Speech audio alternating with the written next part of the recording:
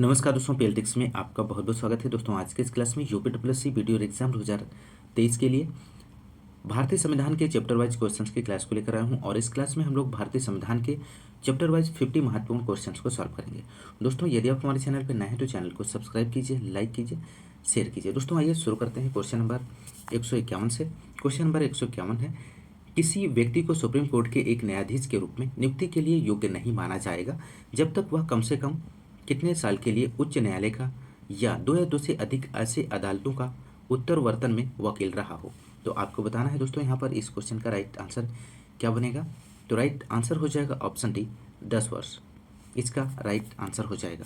अगला question, question number 152 है, सर्वोच्च न्यायालय के न्यायाधीश पद पर नियुक्ति के पात्र बनने के लिए किसी जज को उच्च न्यायालय के न्यायाधीश के रूप में कितने वर्षों की सेवा आवश्यक होती है। तो राइट आंसर ऑप्शन बी हो जाएगा, 5 वर्ष। नेक्स्ट क्वेश्चन, क्वेश्चन नंबर 153 है, पंचायती राज से संबंधित क्वेश्चन नंबर 153, पंचायतों को संवैधानिक दर्जा किस अनुच्छेद के तहत दिया गया था। तो राइट आंसर हो जाएगा ऑप्शन सी, यहाँ पर राइट जवाब बनेगा अनुच्छेद 243। अगला क्वेश्चन, क्वेश्चन नंबर 154 है, त्रिस्तरीय पंचायती राज व्यवस्था का विचार किसने रखा था। महत्वपूर्ण प्रश्न है दोस्तों। तो राइट आंसर हो जाएगा बलवंत राय मेहता कमेटी। अगला क्वेश्चन, क्वेश्चन नंबर 155, भारतीय संविधान का कौन सा अनुच्छेद राज्य सरकारों को ग्राम पंचायतों के आयोजन के लिए निर्देशित करता है। तो राइट आंसर हो जाएगा ऑप्शन बी, अनुच्छेद 40 इसका राइट आंसर हो जाएगा। अनुच्छेद 38 की बात करें तो राज्य एवं सामाजिक कल्याण को बढ़ावा देने से संबंधित है। अनुच्छेद 44 ग्राम पंचायतों का प्रावधान, माफ कीजिएगा, समान नागरिक संहिता से संबंधित है दोस्तों। अनुच्छेद 46 है, समाज के कमजोर वर्ग के शैक्षिक एवं आर्थिक हितों को बढ़ावा देने से संबंधित है। तो ऑप्शन बी यहाँ पे राइट आंसर हो जाएगा दोस्तों। बढ़ते हैं अगले क्वेश्चन की ओर। क्वेश्चन नंबर 156 है, भारत में पंचायती राज व्यवस्था इसके अंतर्गत रखी गई। तो राइट आंसर हो जाएगा दोस्तों ऑप्शन सी, राज्य के नीति निर्देशक तत्व इसका राइट जवाब बनेगा। भारत में पंचायती राज व्यवस्था की चर्चा संविधान के भाग 4 राज्य के नीति निर्देशक तत्वों में अनुच्छेद 40 में की गई है। संविधान के भाग 3 में मूल अधिकार अनुच्छेद 12 से 35, भाग 4 में राज्य के नीति निर्देशक तत्व अनुच्छेद 36 से 51 तथा भाग 4 के खंड का में मूल कर्तव्य अनुच्छेद 51 का की चर्चा है। राज्य की नीति के निर्देशक तत्व गांधी दर्शन से संबंधित हैं। तो आप लोग ध्यान रखिएगा। अगला क्वेश्चन, क्वेश्चन नंबर 157 है, भारत में किस राज्य ने सर्वप्रथम पंचायती राज की शुरुआत की थी। तो राइट आंसर यहाँ पे बनेगा ऑप्शन बी, राजस्थान इसका सही जवाब हो जाएगा। राजस्थान देश का पहला राज्य है जहाँ पंचायती राज की स्थापना हुई। इसका उद्घाटन 2 अक्टूबर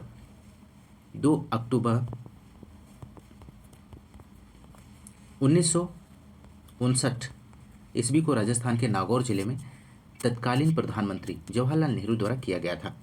अगला क्वेश्चन, क्वेश्चन नंबर 158 है, निम्नलिखित में से कौन सा ग्राम पंचायत की सर्वप्रथम महिला सरपंच है। तो राइट आंसर ऑप्शन सी हो जाएगा, छवि राजावत।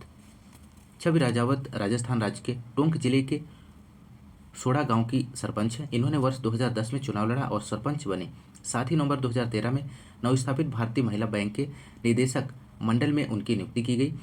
छवि किसी ग्राम पंचायत की पहली महिला सरपंच है। अगला क्वेश्चन, क्वेश्चन नंबर 159, ग्राम सभा में निम्नलिखित में से कौन शामिल है। तो राइट आंसर बताना है दोस्तों यहाँ पर इस क्वेश्चन का।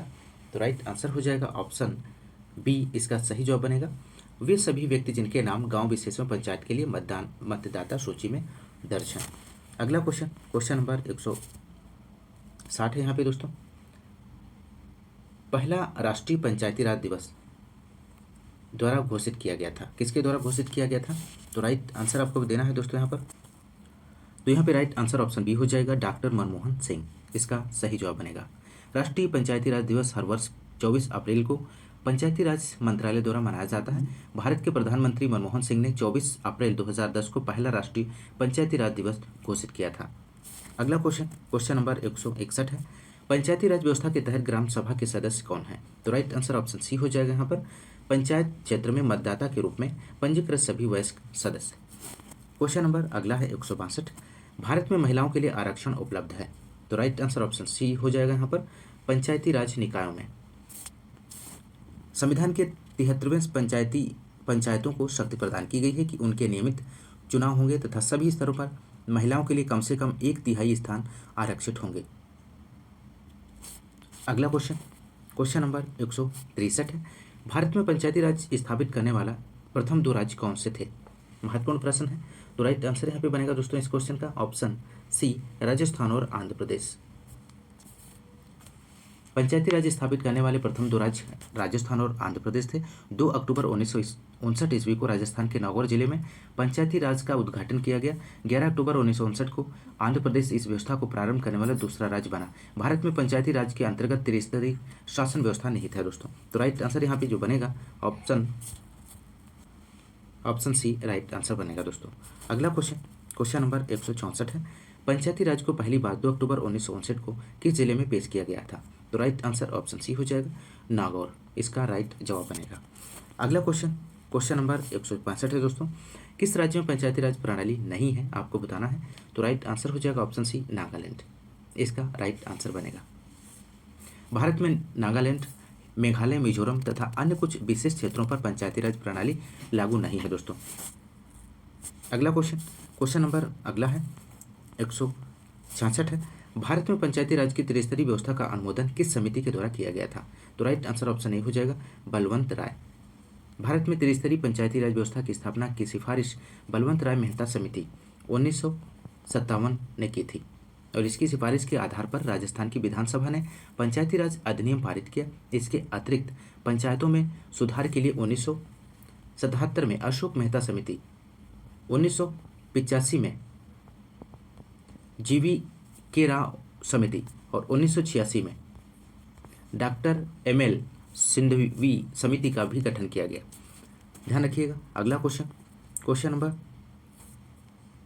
167, किस समिति ने त्रिस्तरीय पंचायती प्रणाली की अनुशंसा की है? तो राइट आंसर ऑप्शन डी हो जाएगा, बलवंत राय मेहता, राइट आंसर हो जाएगा। बलवंत राय मेहता समिति का गठन पंचायती राज व्यवस्था को मजबूती प्रदान करने के लिए वर्ष 1957 में बलवंत राय मेहता की अध्यक्षता में किया गया, जिसने वर्ष 1957 में अपनी रिपोर्ट प्रस्तुत की तथा स्थानीय शासन के लिए त्रिस्तरीय व्यवस्था का सुझाव दिया।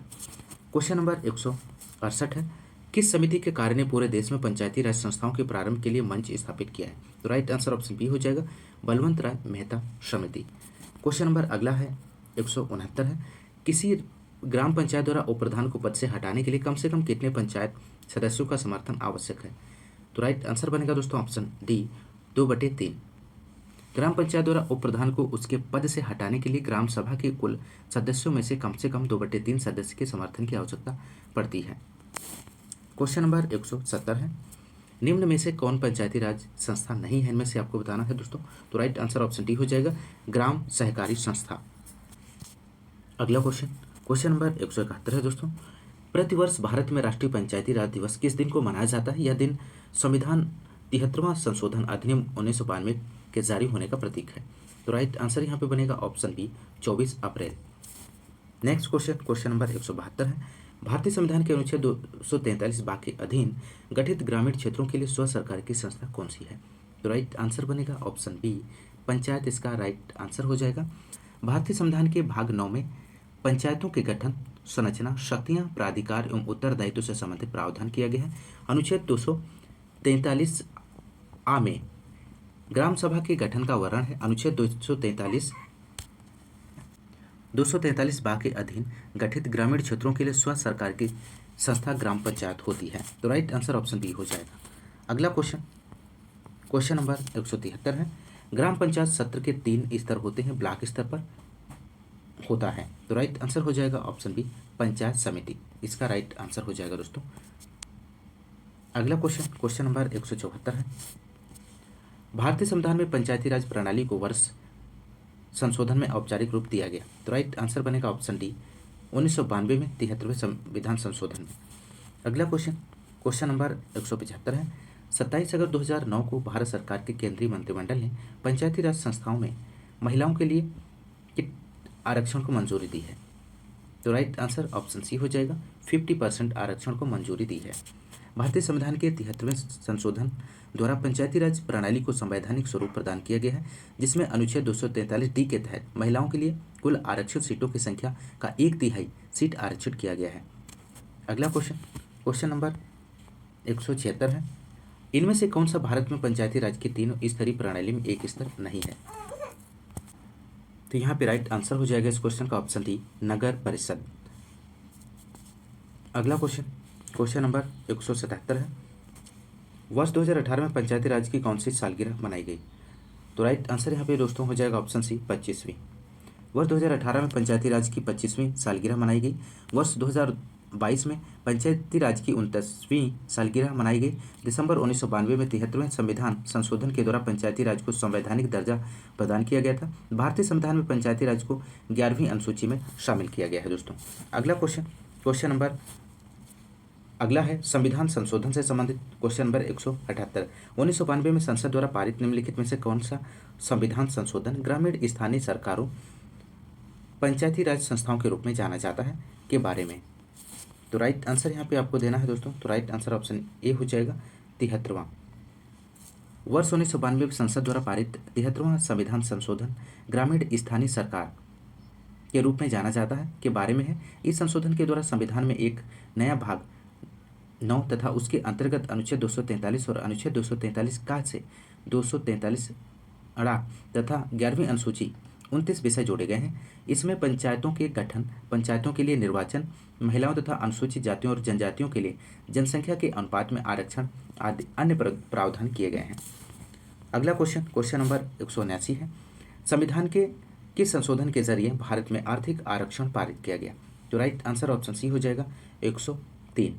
भारतीय संविधान के 103वें संविधान संशोधन अधिनियम के तहत आर्थिक आरक्षण का प्रावधान किया गया है और इस अधिनियम में उच्च वर्ग के गरीब लोगों को सरकारी नौकरियों और शिक्षा के क्षेत्र में 10% आरक्षण का प्रावधान किया गया है। इसे 14 जनवरी 2019 में लागू कर दिया गया है। सर्वप्रथम गुजरात राज्य ने इसे लागू किया है। तो राइट आंसर ऑप्शन सी हो जाएगा। क्वेश्चन नंबर 180 है, किस वर्ष में संविधान का संशोधन सर्वप्रथम किया गया था? तो राइट आंसर हो जाएगा ऑप्शन बी, 1951 में। भारतीय संविधान का प्रथम संशोधन वर्ष 1951 में किया गया था। अगला क्वेश्चन, क्वेश्चन नंबर 181 है, 73वां संवैधानिक संशोधन निम्नलिखित में से किससे संबंधित था? तो राइट आंसर यहाँ पे दोस्तों आपको बताना है। तो राइट आंसर हो जाएगा ऑप्शन डी, पंचायती राज संस्थाएं, इसका राइट आंसर बनेगा। अगला क्वेश्चन, क्वेश्चन नंबर 182 है, किस संविधान संशोधन में पंचायती राज संस्थाओं को संवैधानिक स्थिति प्रदान की गई है? तो राइट आंसर ऑप्शन डी हो जाएगा, 73वां संशोधन।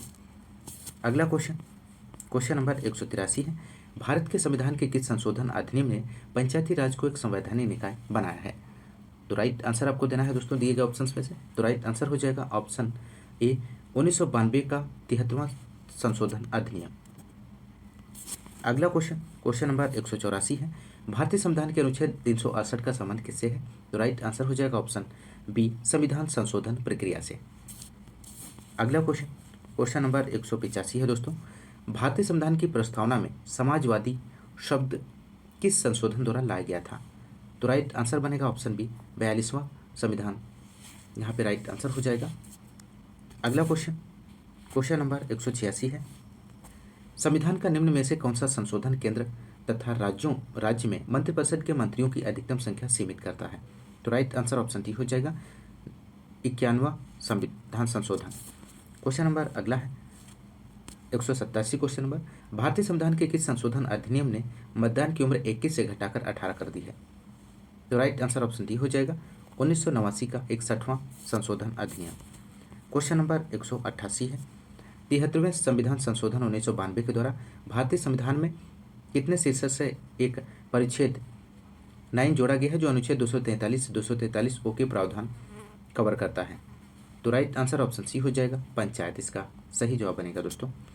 क्वेश्चन नंबर अगला है 189 क्वेश्चन नंबर, संविधान का 52वां संशोधन संबंधित है, किससे संबंधित है दोस्तों? दिए गए ऑप्शंस में से आपको राइट विकल्प का चयन करना है। तो राइट आंसर हो जाएगा ऑप्शन ए, दल बदल से संबंधित है दोस्तों। भारतीय संविधान के 52वां संविधान संशोधन अधिनियम 1985 द्वारा संविधान में 10वीं अनुसूची जोड़ी गई है दोस्तों।